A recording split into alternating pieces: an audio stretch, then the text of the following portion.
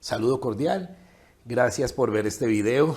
Continuamos con temas de clínica describiendo los trastornos. En este caso hablaré de la ansiedad generalizada y el trastorno de pánico en niños y adolescentes. Entonces podemos ver que los criterios diagnósticos para el trastorno de ansiedad generalizada, según el DSM-5, están caracterizados así. Primero por la ansiedad y la preocupación excesiva, lo que llamamos la expectación aprensiva, que están presentes más días que ausentes durante al menos 6 meses, sobre una amplia gama de acontecimientos o actividades, como por ejemplo el rendimiento laboral o el rendimiento académico en los chicos. Otro aspecto es que al individuo le resulta difícil controlar este estado de constante preocupación. La ansiedad y preocupación se asocian con 3 o más de los 6 síntomas siguientes, estando algunos síntomas presentes más días que ausentes durante los últimos 6 meses. Es decir, que en los niños solo se requiere uno de estos síntomas. ¿Cuáles son?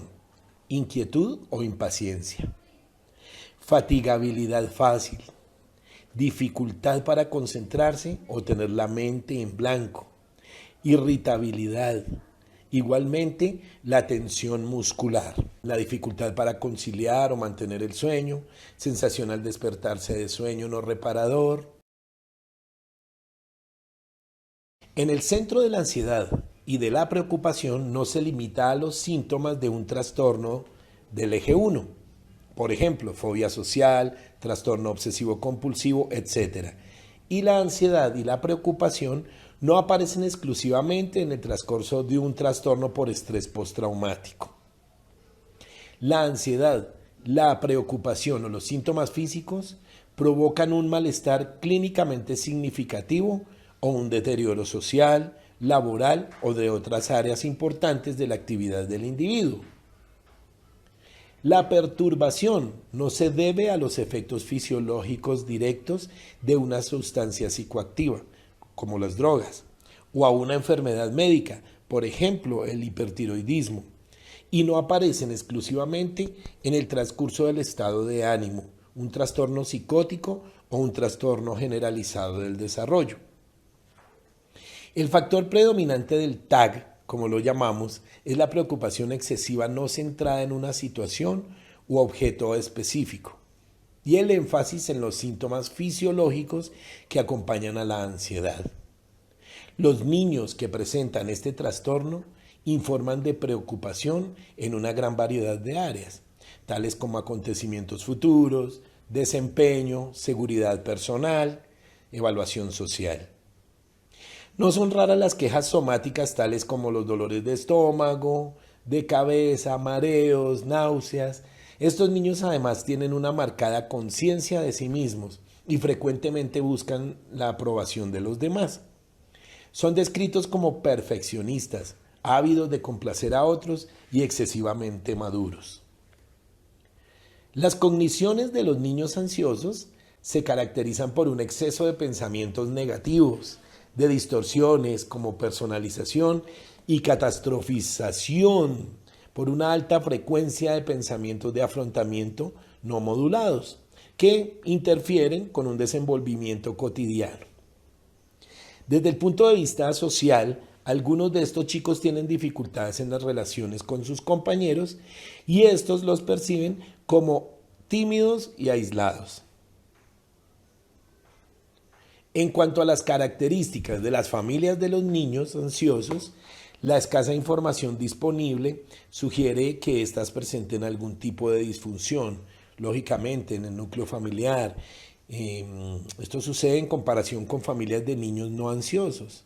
Algunos de los problemas encontrados son la sobreprotección y la ambivalencia hacia el niño e insatisfacción marital. Para recibir un diagnóstico de trastorno de ansiedad generalizada, TAG, las preocupaciones e inquietudes de las que informa el niño no deben estar relacionadas con ningún otro trastorno de ansiedad. Así la diferenciaremos de la fobia específica, es decir, la ansiedad del niño que se centra principalmente en un objeto o acontecimiento específico.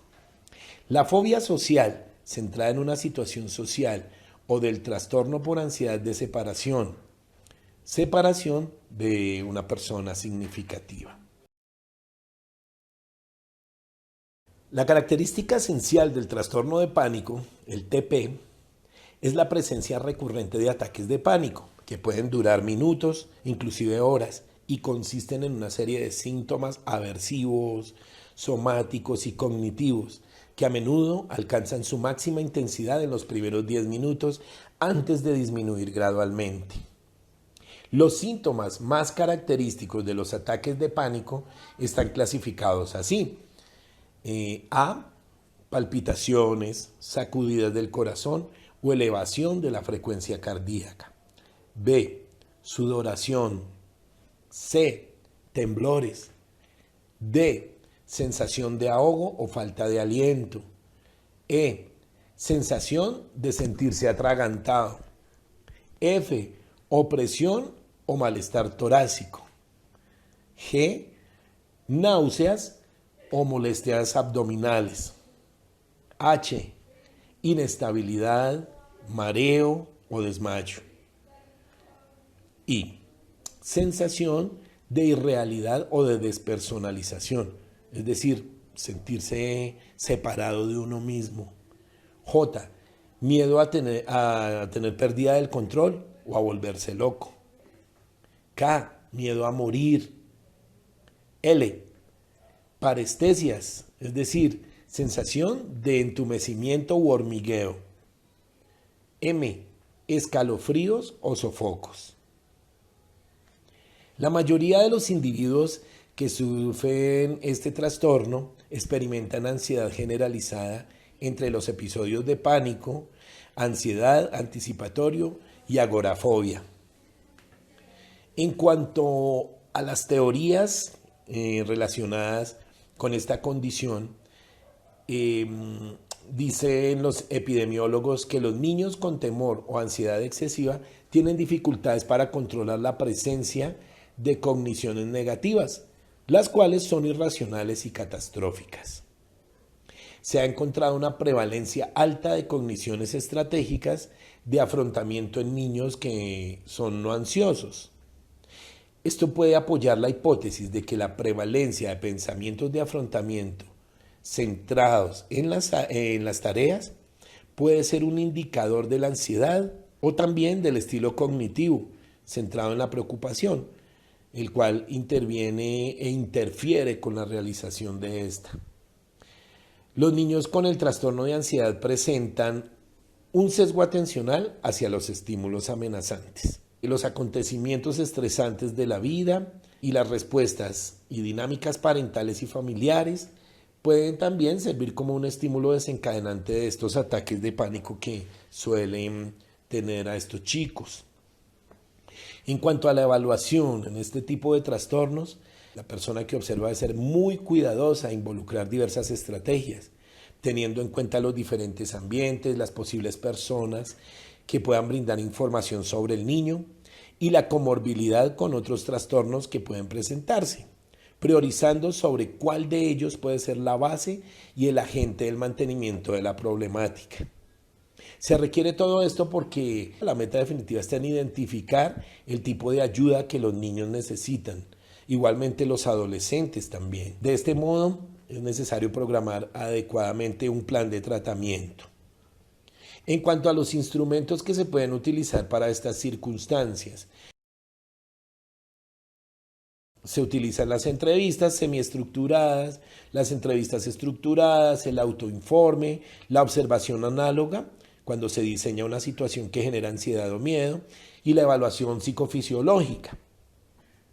En cuanto al tratamiento, aquí podemos acudir a un tratamiento de intervención en el trastorno de ansiedad generalizada con terapias cognitivo-conductuales, que ha tenido un gran desarrollo en lo referente al manejo de los trastornos de ansiedad de los niños. Este enfoque, que personalmente me gusta mucho, generalmente se refiere a una integración de estrategias a nivel cognitivo-conductual, familiar y social para lograr cambios en su comportamiento. El programa integral, que también es cognitivo-conductual de Kendall, es muy bueno también para este tipo de situaciones. En la fase de adquisición de habilidades, al niño o adolescente se le enseñan las siguientes cosas. Por ejemplo, a ser consciente de las respuestas físicas que presenta ante sus emociones, específicamente de ansiedad. Reconoce que su autoverbalización está asociada también con los sentimientos. También se le enseña a utilizar habilidades de solución de problemas para modificar su autoverbalización y promover su afrontamiento. Otra cosa que me parece muy importante es que se le enseña al niño a autoevaluarse y a reforzarse. En esta fase también se enseña a los papás y al joven o al niño la naturaleza del miedo y la ansiedad y su reacción concominante, es decir, las respuestas subjetivo-cognitivo-conductuales y fisiológicas. Y esto se incorpora al uso de contratos de contingencia, explicando los conceptos de refuerzo positivo y de extinción. Durante la fase práctica del tratamiento, el niño debe participar de una exposición gradual, tanto imaginaria como en vivo, a las situaciones que le están provocando esta ansiedad.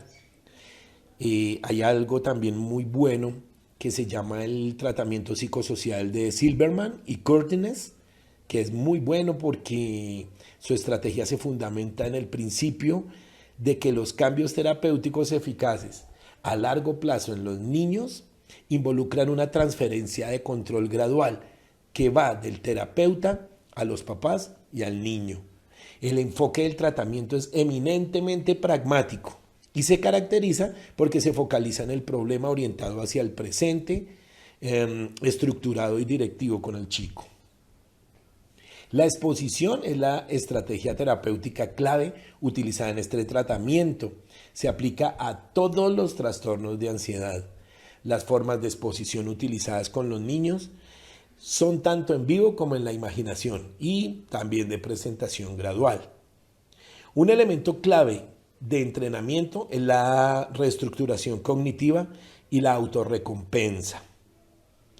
También los libros mencionan la intervención familiar de Barrett, Rapey Dads, donde los enfoques familiares de carácter conductual basan sus intervenciones en el aprendizaje social y se centran en la forma en que los padres modelan y refuerzan las conductas de ansiedad, miedo o evitación de sus hijos y en lo que ellos pueden hacer para cambiar esas conductas. En este proceso terapéutico familiar, en primer lugar, se enfatizó tanto a los niños como a los papás. Por eso fue importante la comunicación sincera de sus pensamientos y sentimientos, la participación conjunta en el contenido y los procesos de los cambios positivos que se dieran por parte de los miembros de la familia generaron pues consecuentes refuerzos muy buenos. Entonces, como objetivos que se busca, primero, proporcionar un entrenamiento a padres sobre cómo premiar contingentemente la conducta y extinguir la ansiedad excesiva en el niño. En segundo lugar, es necesario enseñar al padre cómo identificar sus sensaciones emocionales con el fin de que tome conciencia de la ansiedad ante las situaciones estresantes y también para que adopte estrategias adecuadas ante las situaciones temidas. En tercer lugar, es necesario brindar un entrenamiento en habilidades de comunicación y solución de problemas a los papás para que enfrenten lo mejor posible los futuros problemas y mantengan los beneficios terapéuticos. Este entrenamiento, siguiendo los pasos del manejo de conflictos, de las discusiones diarias y de la solución de problemas en casa, es muy necesario para que todos trabajemos en equipo. En los últimos tiempos se ha enfatizado igualmente la participación de padres en los tratamientos de los niños, no solamente por el importante papel que pueden desempeñar ellos como agentes generadores del cambio comportamental de los chicos, sino porque los datos existentes han demostrado que ellos también presentan comportamientos ansiosos, que de alguna manera generan o mantienen los trastornos de los niños. Entonces eso es como, bueno, la palabra no se adecua mucho, pero es como una especie de virus. Si en la casa hay una persona ansiosa, puede multiplicarse la situación. Entonces lo más importante es que el trabajo, si es con niños o adolescentes, lo hagamos en equipo y ya verá que las terapias van a funcionar. Muchas gracias por ver este video. Hasta pronto.